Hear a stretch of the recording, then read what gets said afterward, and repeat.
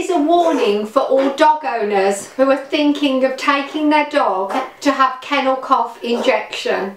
My little puppy Pluto, as you can see, I'm extremely depressed, and so is Pluto.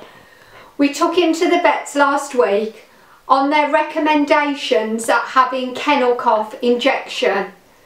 They did not explain to me that he could get a nasty side effect, which indeed has happened, and it has given poor Pluto at 13 weeks old kennel cough.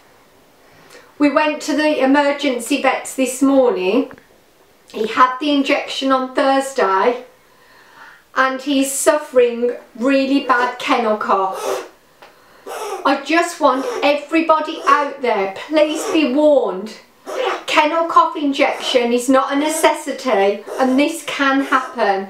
You need to think seriously before administering the injection to your dog. This has caused me and my family huge distress. The vets didn't give us any warning that this could happen.